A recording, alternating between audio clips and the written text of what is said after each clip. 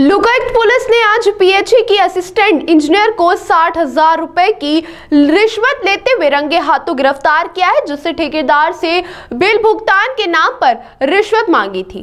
तो मैं आपको बता दें, लोकायुक्त पुलिस द्वारा भ्रष्टाचार करने वाले अधिकारियों के खिलाफ लगातार कार्रवाई की जा रही है। आज फिर लोकायुक्त पुलिस टीम ने जंतर मंतर के सामने स्थित पीएचई कार्यालय में असिस्टेंट इंजीनियर श्रीमती सुनीता मिश्रा को 60,000 रुपए की रिश्वत लेते हुए रंगे हाथों गिरफ्तार किया।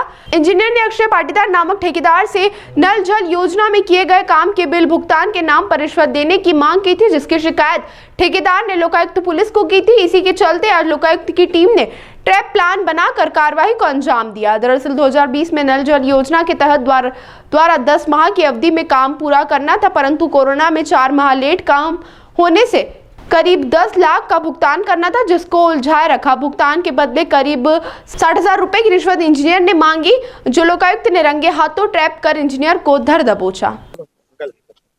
जल जीवन मिशन में मैंने यहाँ पे एक निर्माण कार्य लिया था। घटिया ब्लॉक के 2 गांव थे मेरे पास, जितरखेड़ी और कालूखेड़ी। उसमें मैंने 2020 अक्टूबर में काम मेरे को अलॉट हुआ था।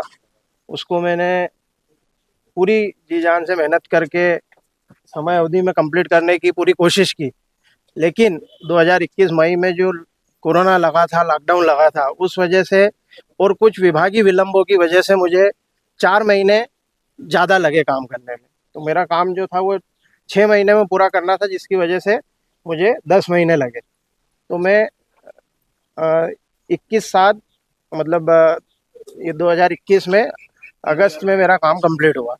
पूरे मिला के मेरे को 4 महीने ज़्यादा लगे, जिसमें 2 महीने का कोरोना काल था और 2 महीने का विभागीय व्यवस्थाओं से मेरा विलंब हुआ। लेकिन इसके बावजूद भी मुझे आज 13 जून 2024 को, मतलब 2021 से लेके 2024 जून तक मेरे समय अवधि प्रकरण को लेके ये लोग मुझे टालते रहे। फिर बीच में मैंने सीएम हेल्पलाइन का भी सहारा लिया। सीएम हेल्पलाइन को इन्होंने भी मतलब क्या कहा जाता है ना कि ठीक है देख लेंगे, उस तरह से इन्होंने पल्ला झाड़ते रहे। अब वो सीएम हेल्पलाइन जैसे कि ऊपर पहुंच गई और वो L4 या L5 जो भी इनके नियम होंगे उसमें पहुंच गई, तो इनको प्रेशर आया कि अब हमको ये करना पड़ेगा निराकरण। तब जाके ये मेरे पीछे लगे और बोले ये कागज लाओ, वो कागज लाओ, ये करो, वो करो। मतलब ये है कि ये लोग इनकी ड्यूटी निभाना बिल्कुल सही नहीं समझते। पैसे की मांग कब करी थी? फिर इसके बाद में मैंने इनको बोला कि कहाँ काम रुक रहा है मेरा, बताओ का कैसे क्या रुक रहा है। तो इन्होंने फिर डिमांड रखी तो हमने फिर कितनी डिमांड रखी? इन्होंने मेरा प्रकरण जो था अधीक्षण यंत्री खुराना जी के यहाँ पे निलंबित था। तो इन्होंने कहा कि हम साहब से बात करते हैं। मैडम ने कहा कि आपका काम हो जाएगा।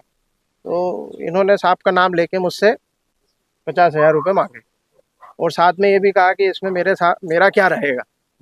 तो मैंने बोला मैडम जो आप बोलो। तो इन्होंने बोला कि जो आपको ठीक लगे वो उसमें बढ़ा दें। तो मैंने उसमें 50,000 साहब के और 10,000 रुपये मैडम के मिला के 60,000 रुपये दे के आज ये रंगे हाथ पकड़ाने की और लोकायुक्त में आवेदन दे के ये कार्रवाई करी। क्या नाम आपका? मैं अक्षय पाटीदार, पेशे से सिविल इंजीनियर हूँ, उज्जैन का ही निवासी हूँ। ये शिकायत करता है अक्षय पाटीदार।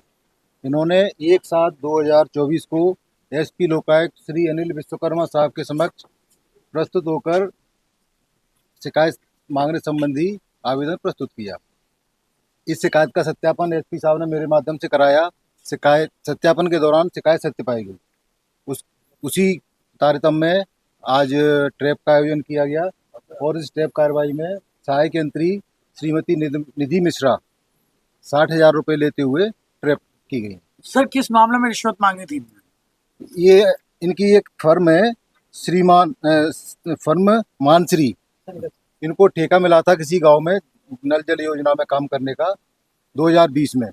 तो इन्होंने काम कर दिया, कुछ 2-4 महीने डिले हुआ, ऐसा उनका बोलना है कि कोरोना के समय में। लेकिन उसके कारण, डिले के कारण आज तक उनको भी 3 साल से लेके आज तक परेशान किया जा रहा है और उसके जो पेमेंट बकाया था उसका भुगतान नहीं किया जा रहा है। कितना? और उसके भुगतान के एवज में उसमें रिश्वत मांगी जा रही थी। कितना पेमेंट? तो लगभग 10 लाख रुपए का उनका बताया है कि लगभग 10 लाख रुपए का जो भुगतान था उनका वो पेंडिंग था।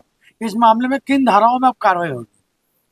भ्रष्टाचार अधिनियम की धारा है धारा 7, उसमें कार्रवाई करेंगे। इसमें और भी कोई लोग आगे विवेचना की जाएगी। आपका नाम?